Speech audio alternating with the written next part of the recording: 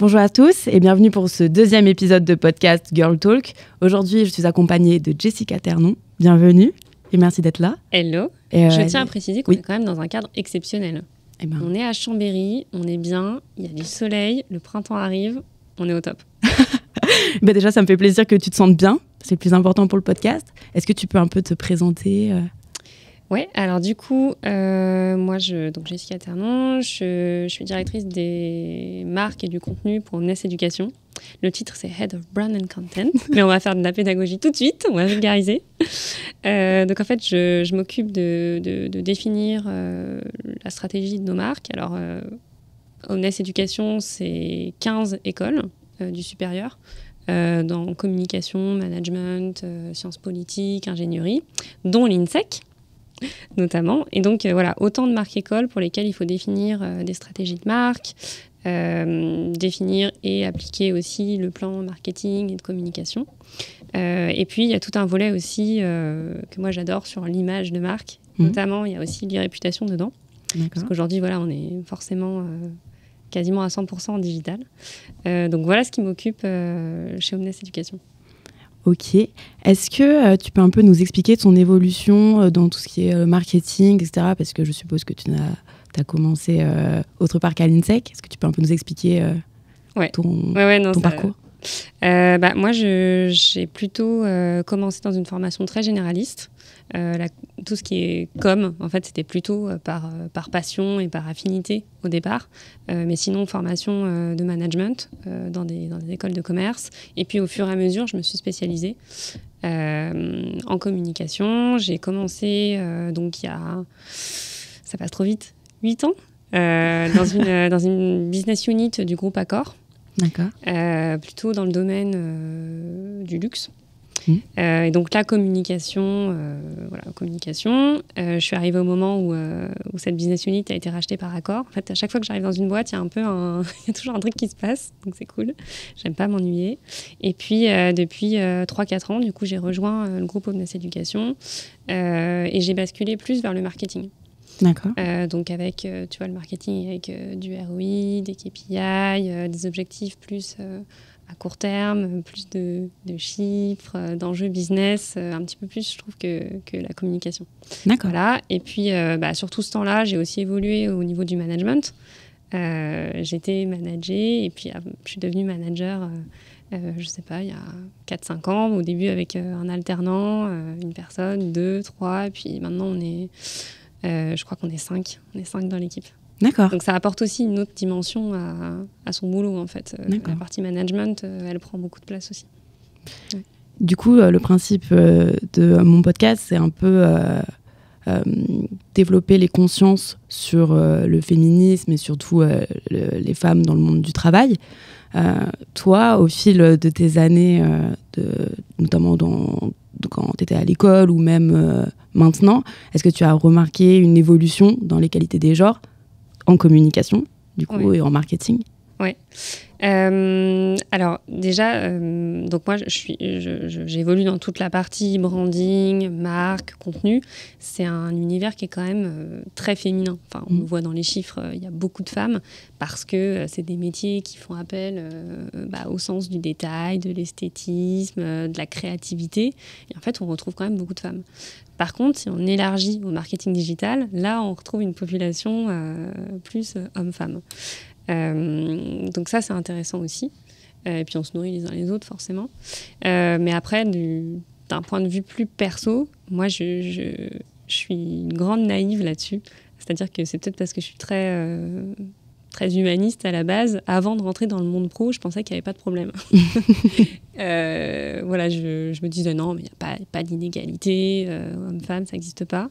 Et c'est vrai, quand tu arrives dans le monde pro, tu te rends compte quand même que, voilà, même dans l'univers professionnel, il y a des façons de s'adresser aux femmes ou de les considérer qui surprennent un peu. Mais moi, de mon côté, j'essaye de le prendre beaucoup avec humour. C'est peut-être aussi la façon dont j'ai été éduquée aussi. Mais j'en rigole. Je fais passer mes messages, mais toujours dans le second degré et avec humour autant que possible.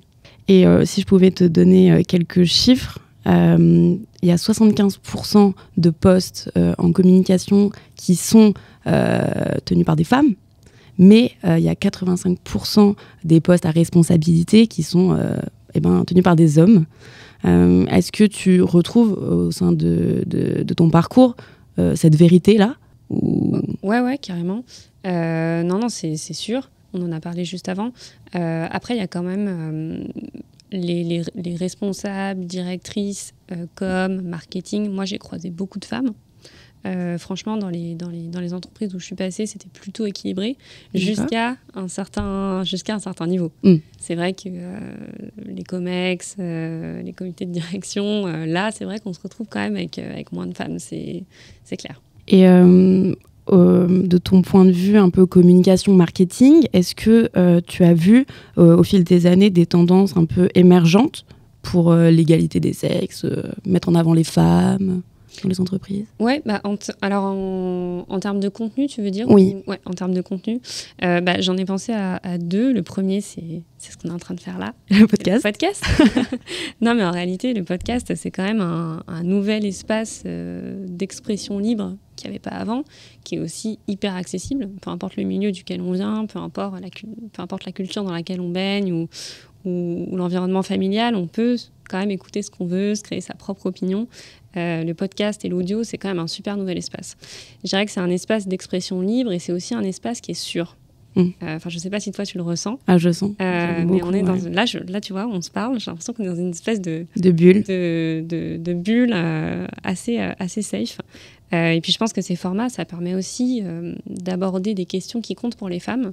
On n'avait peut-être pas de plateforme pour le faire avant, ou en tout cas, on se retrouve bien dans celle-là, notamment la santé des femmes, tu vois, ces sujets qui pour nous sont hyper préoccupants dans notre vie, même le sexe. Oui, tout à fait. Et puis les égalités hommes-femmes au travail, etc. C'est quand même des terrains d'expression que je trouve très sympas. Et puis le deuxième, c'est l'influence. On en parlait tout à l'heure. Je trouve que l'influence marketing, ça permet quand même on a découvert toutes ces nouvelles ambassadrices qui ont vraiment une capacité de rayonnement qui est énorme sur chacun de leurs domaines.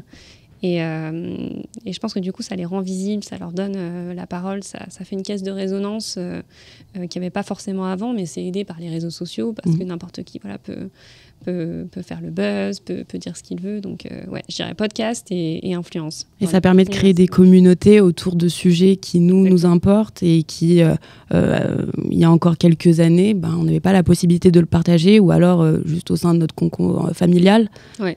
Et aujourd'hui, du coup, la parole des femmes est beaucoup plus libérée. Ouais. Et du coup, je suis très contente. Si le cocon familial n'était pas propice à ce type d'échange, c'est vrai qu'on on se retrouvait un peu coincés. Voilà. Et c'est vrai que quand là, toutes les deux, on parle, on a cette liberté de parole et surtout de bienveillance entre femmes. Et ce que j'adore, et c'est ça le principe du podcast, c'est ça j'adore. Et c'est pas toujours le cas, la bienveillance entre femmes. Non, c'est vrai, on peut en parler d'ailleurs. Justement, tu parlais tout à l'heure des domaines communication, marketing, c'est des domaines très féminins. Moi, de mon côté, je me suis toujours sentie plus à l'aise quand il y avait justement cet équilibre avec des hommes, mais aussi avec des femmes et aussi avec des hommes. Je trouve que ça remet quand même un équilibre et des échanges plus intéressants. Parfois, quand on est qu'entre femmes, je trouve qu'il y a une compétition un peu aussi. Et puis même de la bienveillance qui, je trouve, est pas hyper naturelle toujours entre femmes. Alors ça, j'ai l'impression qu'avec les nouvelles générations, ça arrive. Parce que justement, on en parle, ça devient, c'est plus dans les consciences. Mais c'est pas facile quand on démarre sa carrière et qu'on arrive dans un service qui est 100% féminin. C'est particulier. Oui, je suis d'accord. Il faut s'armer aussi. C'est vrai. Et oui, il y a cette compétition et puis ce jugement aussi un peu... ce qui est dommage, et c'est vrai, je trouve que tu as vraiment raison sur le côté nouvelle génération. Nous, justement, avec les réseaux sociaux, etc., la parole des femmes, elle s'est développée. Et donc, du coup, maintenant, il y a plus de bienveillance. Et je pense que dans les années futures, quand nous, on prendra la place de femmes importantes, on aura ce recul-là sur la bienveillance et sur ce qu'on peut apporter aussi aux générations futures, parce que c'est ce qu'on souhaite, c'est que les générations futures soient meilleures que nous, et donc je pense qu'on est bien parti pour. Il faut le cultiver, Exactement. Si on demande de la bienveillance et du respect, il faut aussi soi-même le donner aux autres. C'est ça. Et c'est vrai que on peut en parler, mais je trouve que dans les générations, et j'en parlais dans mon dernier podcast avec Maude, sur le fait que généralement c'est les hommes un peu plus âgés qui avaient ce regard un peu mauvais sur les jeunes femmes.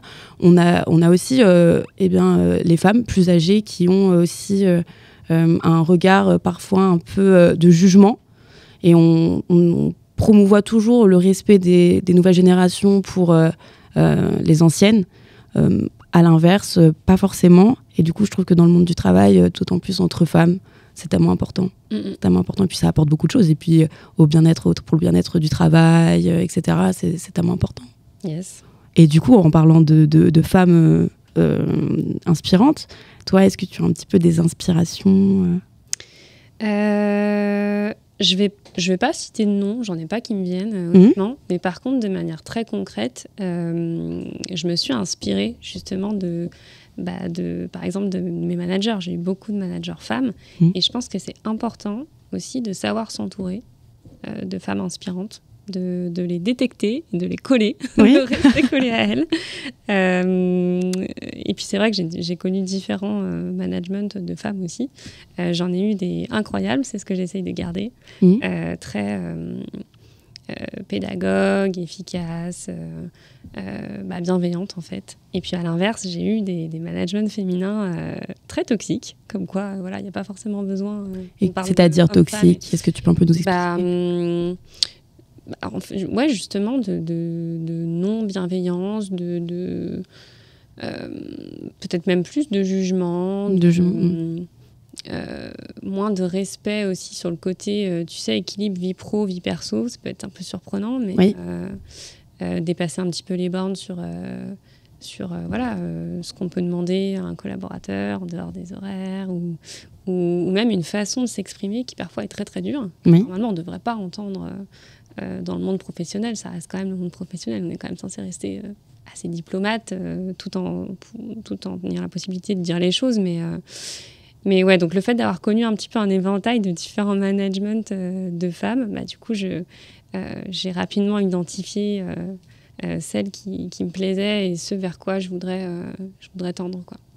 Après, je ne sais pas si c'est ta question, mais en termes de contenu, vis-à-vis des marques, je trouve que, tu sais, la fondatrice de Respire, je crois que c'est Justine Hutto, en termes de branding et de contenu, alors c'est une entrepreneuse au féminin, et en plus elle incarne l'image de sa marque. L'histoire est partie, sa marque est partie de son histoire en fait. D'accord. Tu sais, elle a commencé avec les déodorants. En fait, elle avait un cancer, elle s'est découvert une tumeur cancéreuse sous le bras, et du coup elle a voulu développer des produits sains. D'accord. En fait, ce qui est intéressant, je trouve, dans le contenu et dans sa communication, c'est que je trouve qu'elle a lancé un truc vraiment autour de l'authenticité.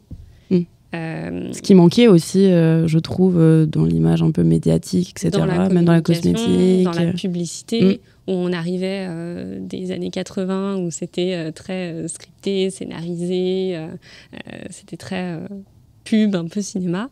Et je trouve qu'elle a apporté vraiment, elle est authentique, elle montre les coulisses, les backstage, elle parle aussi de sa vie de femme, et je trouve que c'est assez inspirant ce qu'elle a lancé.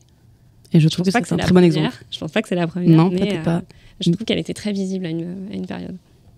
Est-ce que, au-delà de l'Omnes, mais dans toutes tes autres expériences, est-ce que il y a des entreprises, même si tu as des exemples autres, comme par exemple Respire, qui utilisent un peu leur pouvoir et leur influence pour développer justement l'égalité dans leur com? Ce qui me vient, c'est surtout que parfois, ça peut venir des services communication, justement pour que l'entreprise assume certains partis pris. Parfois, ça vient de la com. Et je pense qu'il y a une responsabilité des personnes qui travaillent dans la com et le marketing d'oser, d'essayer à leur échelle de faire bouger les lignes et de faire en sorte parfois que les entreprises puissent s'engager pour avoir un parti pris. Et parfois, ça vient de la com, donc c'est sympa, en termes de traitement de contenu, de sujet. Oui, et c'est, je pense, en tant que en travaillant dans la com, moi aussi je pense, et c'est d'ailleurs pour ça qu'on fait le podcast, que nous c'est notre pouvoir aussi de développer l'égalité des sexes et de le mettre en avant dans nos contenus. Parce que ça peut être très lisse en fait. Les entreprises, il y en a plein qui ne font pas de choix et qui volontairement ne font pas de choix pour essayer de plaire à tout le monde. Mais notamment dans l'égalité homme-femme, dans les sujets féminins. Ils veulent pas prendre de risques. Voilà, et il faut oser.